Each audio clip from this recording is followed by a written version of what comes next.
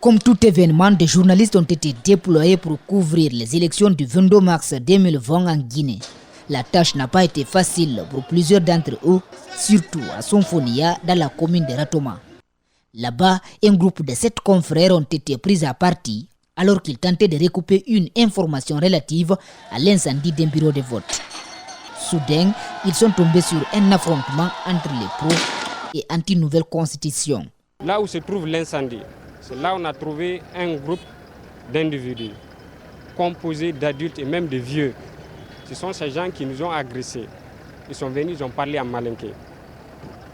Ils ont dit Mokanaï Gabi, Mokanaï Gabi, en malinké. Moi j'ai répondu, je lui ai dit journaliste Landi, c'est-à-dire nous sommes des journalistes. Ils ont dit non, allez Alpha Condé Totiena, allez Mansake Totiena. C'est eux qui diffament le président, c'est eux qui diffament Alpha Condé. On a dit non, nous ne sommes pas là pour ça. Nous sommes là pour recueillir les informations parce que nous avons entendu, nous avons appris qu'un bureau de vote a été incendié ici. C'est en ce moment le ton est monté, certains avaient des barres de fer, des gourdins, des cailloux, ils ont rouillé des coups. Moi j'ai été molesté et quelqu'un m'a donné un coup, il tenait une barre de fer au niveau du dos. Hier, j'avais même du mal à me courber, je ne pouvais pas prier hier. Je suis parti à l'hôpital et le médecin m'a prescrit des produits. C'est ce qui m'a permis aujourd'hui de pouvoir sortir de la maison. Cet autre journaliste dit avoir été rouillé de coups et son téléphone emporté.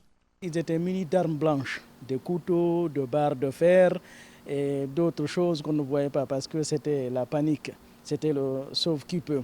Dans le sauve-qui-peut, ce journaliste est resté derrière le groupe. Un des manifestants se propose de le protéger.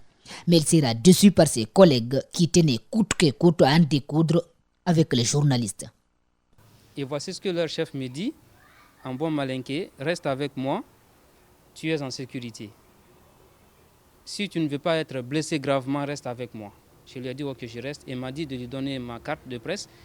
Quand je lui ai montré ma carte de presse, le jeune surexcité qui était arrêté à côté de lui m'a retiré avec force la carte. Vous comprenez? Je lui ai dit remettez-moi ma carte, monsieur. Il a dit non, qu'il ne donne pas.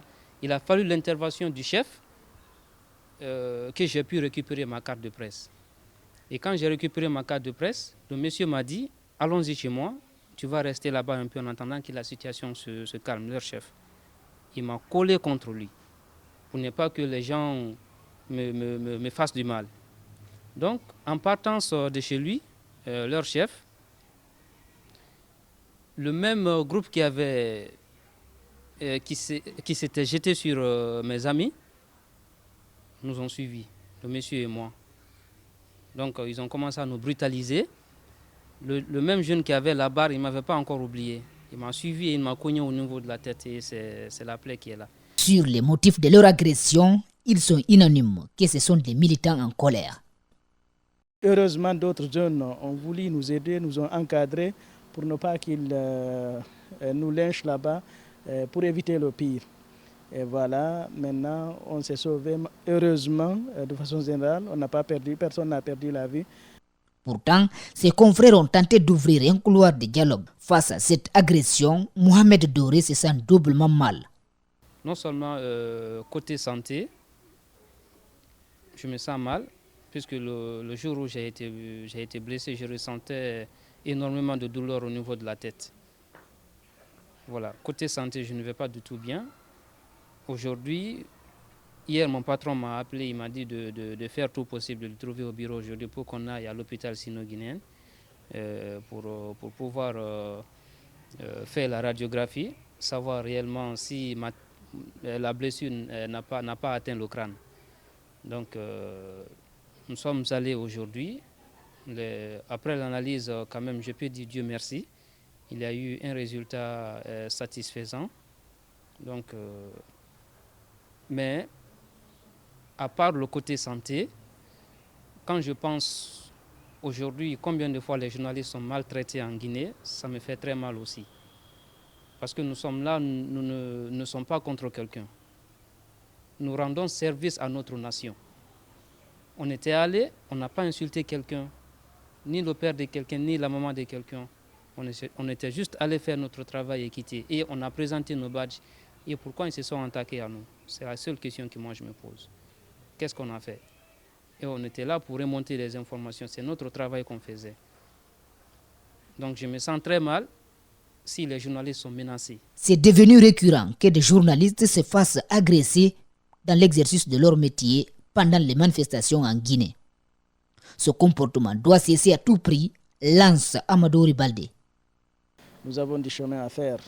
Il faut que les gens aient le sens du travail que nous sommes en train de faire, le travail des médias. Il faut qu'on nous laisse faire notre travail. Nous, on n'a pas de cas, malheureusement.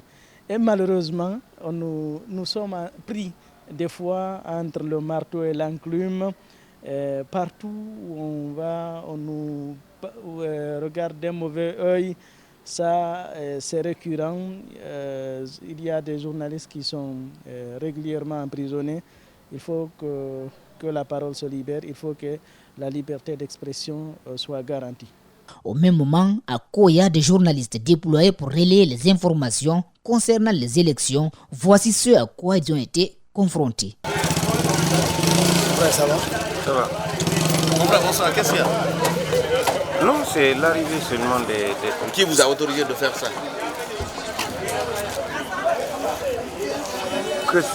Oui, qui vous a autorisé de filmer? Vous êtes qui? C'est la presse. Non, vous demandez d'abord... Ben oui, on est venu, on dit qu'on ne peut pas rentrer là-bas. On nous a dit là-bas de quitter, de venir rester ici. Qui vous a dit?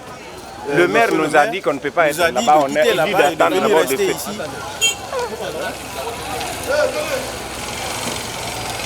Pour avoir pris des images des urnes vides et autres paperasses étalées ça et là au siège de la préfecture de Mamou, des agents de l'UCL ont interpellé et confisqué le matériel de travail de notre correspondant permanent à Mamou et lui ont conduit au commissariat central de police. Tu as commis une atteinte à la sûreté de l'État et tu es un saboteur, mentionne un d'entre eux. Il a été libéré sur ordre du procureur de Mamou. Les images ont été simplement supprimées de son appareil.